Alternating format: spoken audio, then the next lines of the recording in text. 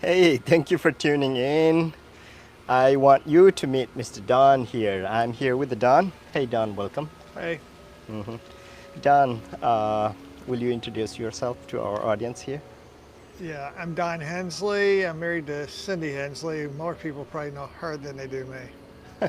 Okay. So, how old are you now? 66. Great. Okay, so first thing I will be asking Don how he became Christ follower, and then second thing how that helped him to fight the tough incidents in the life with that relationship. So, hey Don, will you let us know how you became Christ follower? I grew up in a Baptist church. My folks got saved when I was around 5 or 6 years old, accepted Christ when I was about 5 or 6 years old. And we pretty much grew up going to church.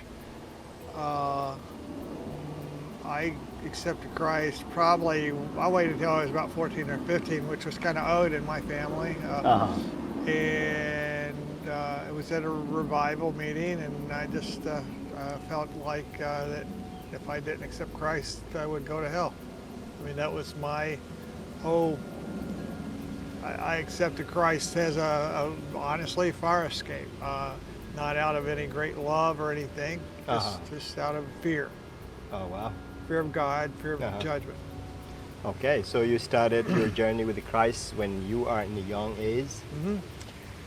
and fear of the judgment. What's that? So you accepted Christ with the fear of judgment, right? Yes.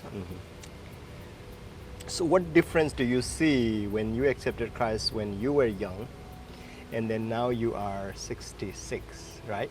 Right. Uh-huh. Right. How would you like to see your journey from there to here? I mean, it's a journey now where I'm at. It's out of love for God. I recognize Christ's sacrifice, the grace that He's given us, the fact that it was through Him and Him only that I have salvation. It was through Him and Him only that I'm in the family of God, that I'm considered one of God's children, one of His adopted children. Now to get there from at this point in my life took a lot of different things. Or like you said, it is a journey for all of us. If we become Christ followers, Right. there's a journey involved, and hopefully, if we're really seeking Christ and if we're really following Christ, we're we're going to eventually grow to understand it better and grow to understand the main thing that Jesus said. He said that all the law revolves around loving the Lord your God with all your heart and all your soul and all your mind, and love your neighbor as you love yourself. There's a lot of other, it's a lot more complicated than that, but it's really not more complicated than that either. If you really focus on those two and do them well, all the rest of it, like Christ said, all the rest of it will evolve to work out. All the rest of the things that in your life that you feel like you have to do, if you're focused on loving the Lord your God and loving Christ and following Christ and loving your brother and sister, you're gonna be on the right track. Uh-huh. And when I was young, like I said, I accepted Christ out of fear, and I grew to, in the church, I was looking for something more than this fear factor, and also something more than the idea of you come to God just to be a good person. You're supposed to go to church, whenever you can, Sundays and Wednesdays in our case, Uh-huh. and be right, be good, and I just I just felt like there's some missing ingredient Uh-huh. with this. And when I was in the Air Force, I started going to a bunch of different type of churches. Uh-huh. I tried many different type of churches, Christian churches, Reformed Presbyterian, the Base Church that was a Protestant services, and one of these charismatic church. And so I tried and was open-minded to see what other churches were doing, just to see. Well, I was looking for answers. I was looking for what that thing more. When I got home, I went back to the Baptist church I was part of, and I just refocused my efforts on church and on trying to be involved. I studied the Bible more. I studied the lessons. I tried to help in Sunday school classes, just trying to do the works. And anyway, my aunt kept inviting me to this other church that she was going to, and she actually was formerly a Catholic, and she got involved in this other church, and I finally gave in and decided to visit this church. And it was a non-denominational church, and the big thing that they taught, that I caught, was a personal relationship with Jesus Christ. That he wants to be our friend. He wants to have a relationship with us, a personal relationship, me and him. And I caught that through that church, through the people of that church, and that actually was in my life, it was the missing key that I was looking for. And so I really found that having that relationship, and it was a lifetime relationship. You're walking with Christ. You've chosen to walk with Christ the rest of your life. Now He's going to take you through some ups and downs along the way, and so I'm going to just tell maybe a couple of times that were down times that were God working. So can you do you remember when was it when you were invited by your aunt to go to another church? Well, what age you were? I was 22 when I got out of the Air Force. Okay. I was 22 years old, so I was still a young man. Like I say, the whole time I was going to church. The whole time I was in the Air Force, I did not. One part of my testimony is I can't give you a testimony of all the bad stuff God pulled me No, you don't need to. But the testimony I have is that it evolved, and I was always seeking God pretty much all my life. And after I accepted Christ, I knew there was two things I knew about God, is that He wanted us to go out in the world and share the gospel. He wanted us to be a witness, and He did want us to be, to follow Him, to be righteous, to be good, and of course, being good is something that we kind of think, is that a works thing? And I thought by working I would be good, but what I learned is it's not by working, but it's from relationship. And you get the concept of, everybody looks at it as a religion, our faith, and it's not a religion. If it's going to grow, it's got to grow from religion to relationship. Religion to relationship. Oh, I like that. Okay. Now I want to switch to another topic. So, of course, life is not that easy on earth. No. So, if you look back to your life, what were some toughest moments, and then how your relationship with Christ helped you to fight the battle? I always have two things I would share. One was I was single until I was 41 years old. I finally got married when I was 41 years old. Okay.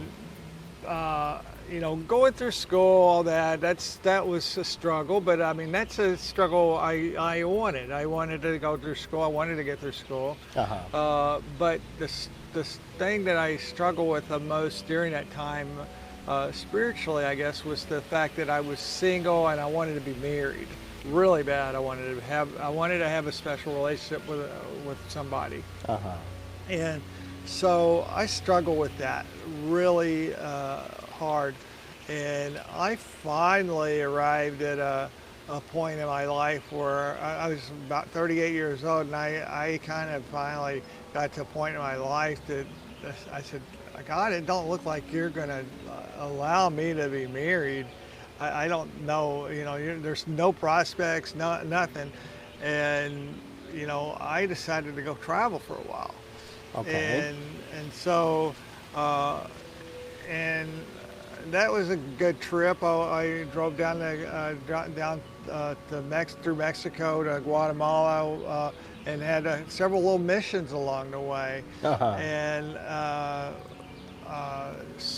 what eventually happened, I was going to Guatemala to see a girl that I'd sponsored from when she was 6 years old, and she had just turned 16 that year. So I wanted to go see her and encourage her live. And so I drove to Guatemala to do that.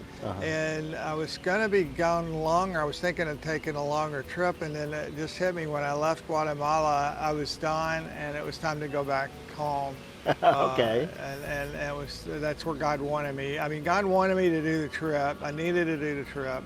But then I came back.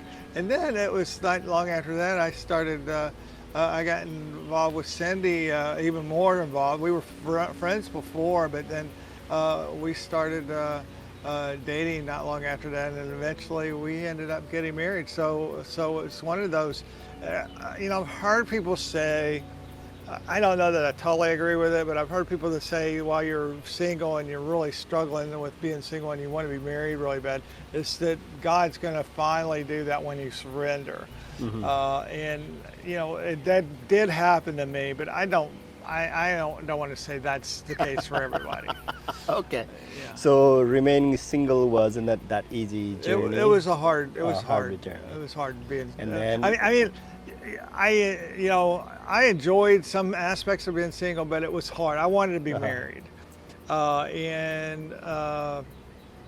And then finally you got married, But right? I would encourage somebody that's not married and enjoy being single though when you can. I mean, there's a lot of good things about it. I have more friends when I was single than I have as a married, and I love being married. I love my wife, and we have a really special time, special relationship. But I had more friends then than I do now, and enjoy that time and see it as a time of growth, and then hopefully, if you really want to be married, the Lord will make that way. All right. Oh, thank you for sharing that. Okay, what would you like to share? The another tough journey. The other big thing, when we got married in 1998, and it wasn't long after that our marriage was really tested. It really wasn't our marriage was tested, it was that our lives were tested. I got cancer in 2002. Oh no. And then we got through that. I went on I had a surgery, had part of my colon removed, and I went to afterwards I had to have So that was colon cancer. and I had to have chemotherapy afterwards, and I went through all the chemo, which was really hard, but it was it was a hard time. It makes you sick and all that. So I went through that.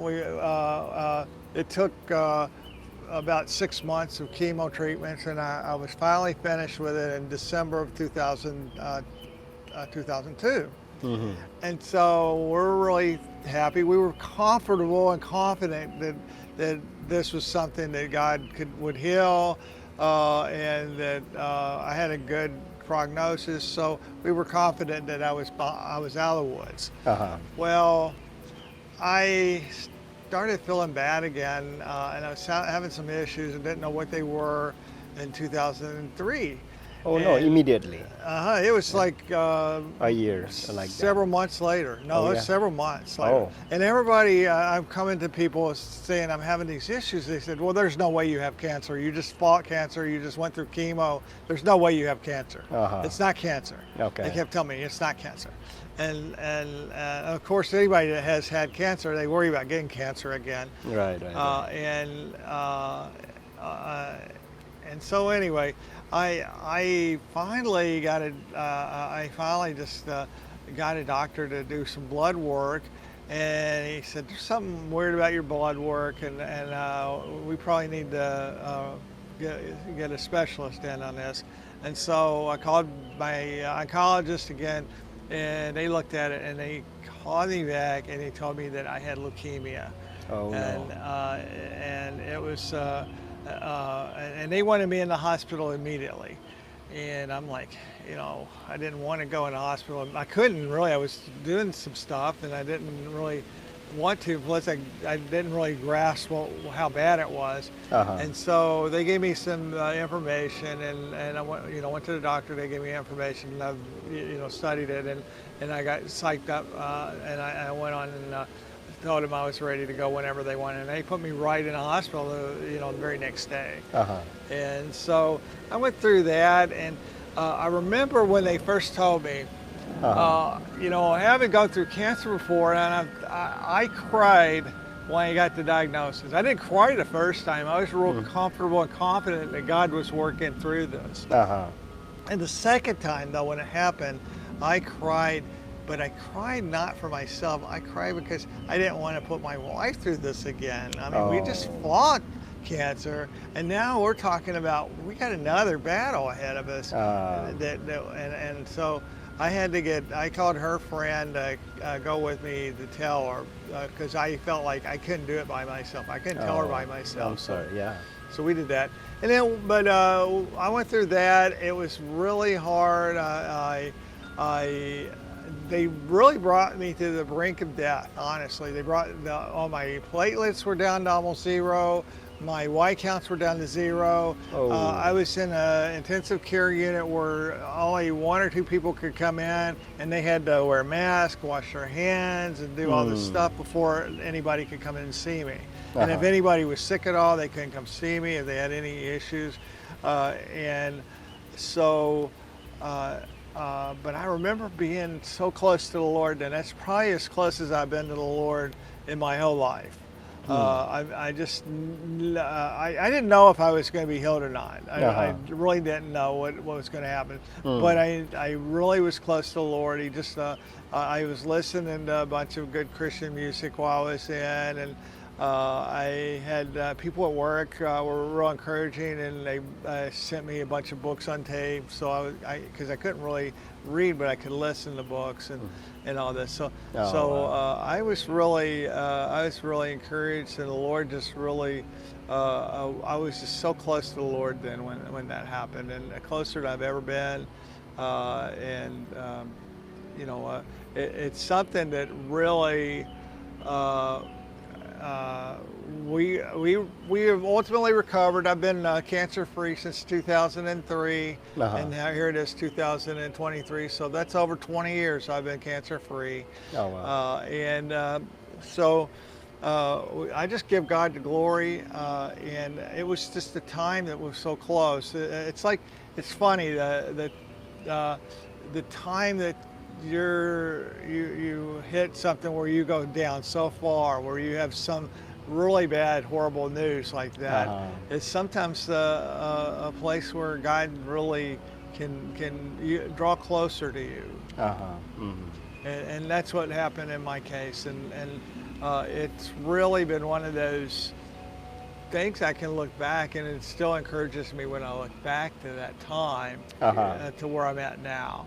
Oh, wow. And it really has given me a perspective, a more, if nothing else, the one thing it did, I always had a sense of eternal perspective. But I mean, that just really woke me up to an eternal perspective. And I just know that I look ahead knowing that I need to do the best I can serve the Lord the best I can.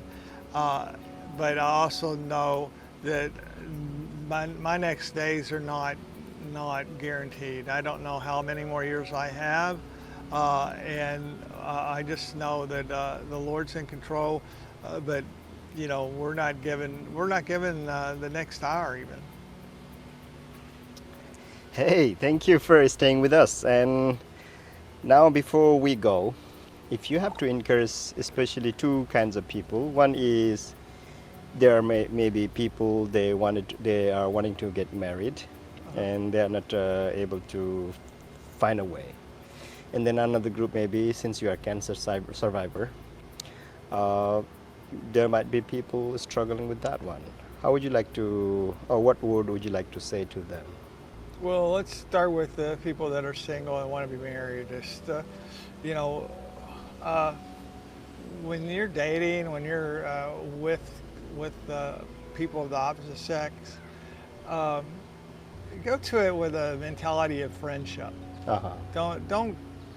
Don't be looking for and everybody you're friends with that's your potential mate. They could be, but don't go into it with that. Go into it with the idea of being a good friend, Uh-huh. and ultimately, when it's all said and done, try to find somebody that you're best friends with and marry them. Uh-huh. And that's what I would encourage. Just friendship, and if it evolves into where y'all become best friends, and then it evolves farther to where you all think it's time, it's God's wanting you all to stay together and be married. Just let the Lord work, but enjoy the time of friendship. I have so many friends because of that. I didn't burn really any bridges with too many people. I'm not saying everybody, but there, most of the people most of the opposite sex that I was friends with, we're still friends. Uh-huh. Great. And what would you like to say to the people who are fighting cancer? Well, if you have cancer, just find you hopefully you have a support group of people that are a faith support group that are able to encourage you, and let them encourage you, and let them know what's going on, and let them pray for you, let them be involved in that, let them help you however they can. Don't try to do it on yourself. It's hard enough. It's going to be a battle just to deal with the different medications and stuff. Let somebody else help you with things, and just trust in God that He's going to work all things. It says in the Bible, all things work together for the good to those who love the Lord and are called according to His purpose. And know that somehow He's going to work some good out of it. And that's even whether you survive or not. I mean, even if you don't survive, pray that good comes out of it. But I just pray encourage you I just pray that you have people that are encouraging you in your walk. Okay. Hey, thank you for staying with us. Maybe we can say bye to our audience, right? Okay. Would you like to? Do you have any word to say? Besides goodbye, Okay. So long, farewell, So long. auf Wiedersehen. Okay. Good night, good morning, good evening. I don't know wherever you are. Guten Tag. Whatever you are doing, please keep doing, and be encouraged, and keep fighting, and keep growing. Okay. Bye bye. Bye.